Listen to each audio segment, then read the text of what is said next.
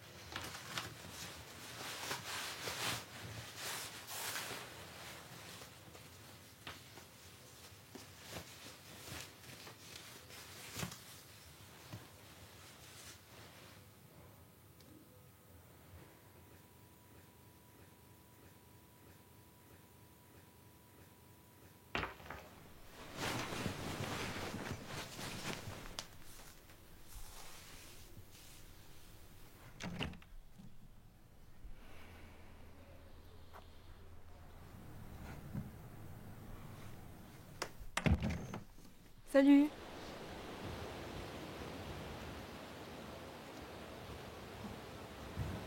Tes parents t'ont pas vu sortir? Non, non, ils dorment déjà.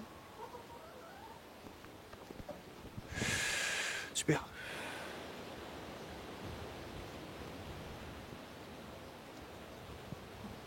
Au moins, je t'aurai pour moi toute la soirée cette fois. C'est mon anniversaire aujourd'hui. Bah, je sais, c'est pour ça que je suis là.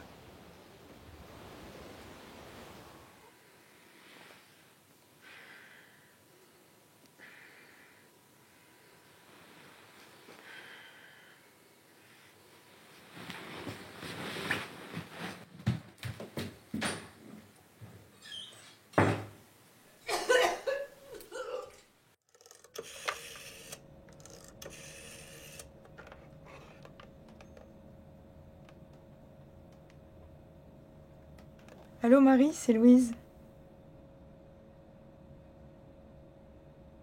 C'était bien. Thomas, il était pas là, il travaillait. On s'est vu après. Ma mère va l'adorer. T'es seule là, je peux te parler? J'ai un problème. En fait, j'ai plus mes règles. Enfin, j'ai du retard, quoi. Là, ça fait 2 mois et demi. La dernière fois, non, mais il m'a dit que tout le monde faisait ça aujourd'hui. J'ai pas osé. Ça arrive d'avoir du retard, non?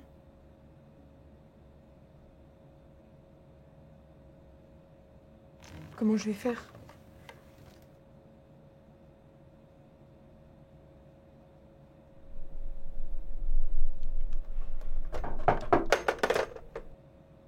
Ah, t'es déjà debout? T'es tombée du lit? T'es toute blanche? Tout va bien? Oui, oui, je me sens juste un peu malade. Enfin, fatiguée. J'ai révisé toute la nuit à cause des examens. Oh ma chérie, y a aucune raison que tu rates. Tu travailles tellement. Allez, viens là.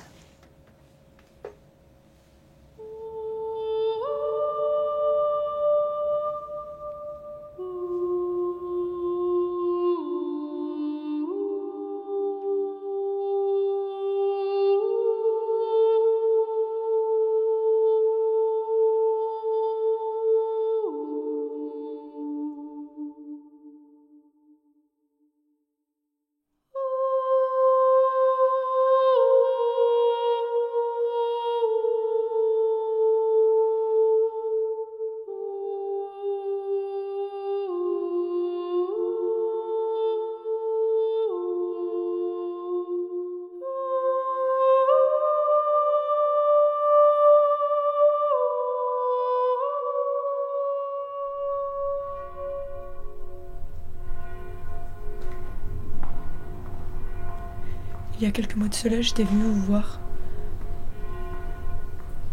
pour vous parler d'un événement qui a eu bien plus de répercussions que je n'osais l'imaginer.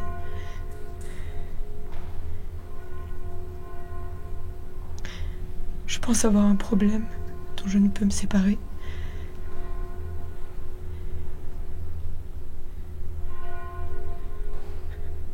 Je ne peux le garder. Je suis trop jeune. Et puis il y a mes parents, ma famille.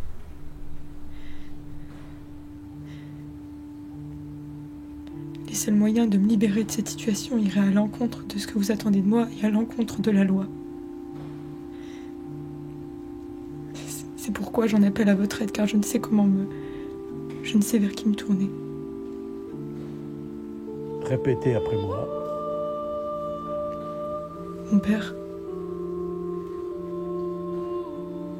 Seigneur, nous te rendons grâce pour cet enfant que tu as donné. non mon père, je ne peux pas. Répétez.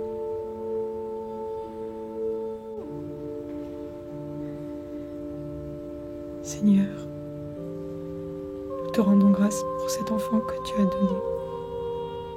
Viens bénir ses parents, sa famille et ses proches, tous ceux qui participeront à le faire grandir. Viens bénir ses parents, sa famille et ses proches, et tous ceux qui l'aideront à grandir. Donne à chacun d'accueillir ce bébé dans la joie et la sérénité. Donne à chacun d'accueillir ce bébé dans la joie et la sérénité. Amen. Amen.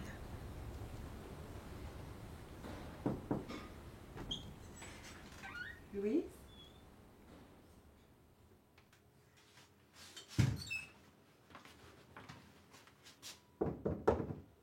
Louise?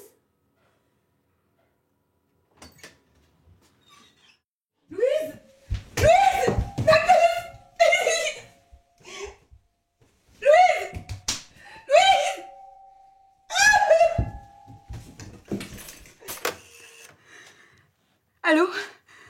Passez-moi le docteur Delamare, s'il vous plaît. C'est urgent. Allô, Henri? Viens vite. C'est Louise, elle saigne. Je te supplie.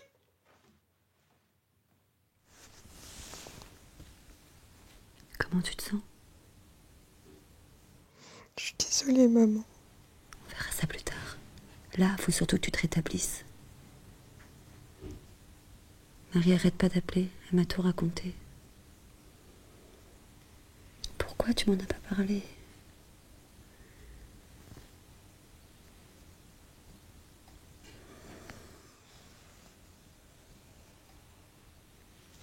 Ton père est parti voir Thomas. Non.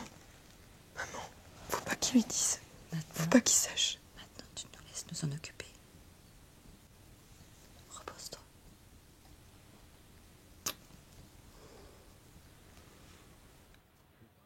Tu sais si l'enfant a survécu? J'ai arrêté l'hémorragie, mais je n'ai pas touché au fœtus. Il est toujours en vie. Elle va devoir arrêter l'école et rester à la maison. Personne ne doit le savoir. Je vois pas d'autre solution.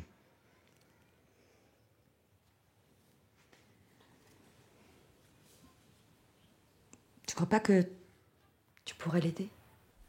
Comment ça? Que tu pourrais l'aider à se séparer de l'enfant? C'est hors de question. Je pourrais perdre mon travail avec cette histoire. On peut pas la laisser comme ça. Je ne ferai rien et toi non plus.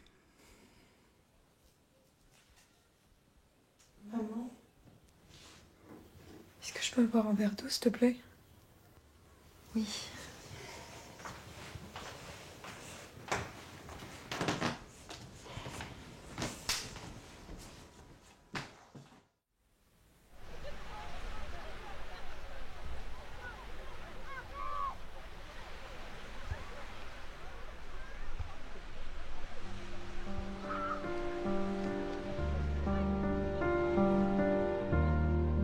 Je le dis avec toute ma conviction, l'avortement doit rester l'exception, l'ultime recours pour des situations sans issue. Mais comment le tolérer sans qu'il perde ce caractère d'exception, sans que la société paraisse l'encourager? Je voudrais tout d'abord vous faire partager une conviction de femme. Je m'excuse de le faire devant cette assemblée presque exclusivement composée d'hommes. Aucune femme ne recourt de gaieté de cœur à l'avortement. Il suffit d'écouter les femmes. C'est toujours un drame, cela restera toujours un drame. C'est pourquoi, si le projet qui vous est présenté tient compte de la situation de fait existante, s'il admet la possibilité d'une interruption de grossesse, c'est pour la contrôler et autant que possible en dissuader la femme. Nous pensons ainsi répondre aux désirs, conscients ou inconscients, de toutes les femmes qui se trouvent dans cette situation d'angoisse, si bien décrite et analysée par certaines des personnalités de votre commission spéciale, a entendu au cours de l'automne 1973. Actuellement, celles qui se trouvent dans cette situation de détresse, qui s'en préoccupe? La loi les rejette non seulement dans l'opprobre, la honte et la solitude, mais aussi dans l'anonymat et l'angoisse des poursuites. Contraintes de cacher leur état, trop souvent elles ne trouvent personne pour les écouter, les éclairer et leur apporter un appui et une protection. Combien sont-ils ceux qui se sont préoccupés d'aider ces femmes dans leur détresse? Combien sont-ils ceux qui, au-delà de ce qu'ils jugent comme une faute, ont su manifester aux jeunes mères célibataires la compréhension et l'appui moral dont elles avaient un si grand besoin?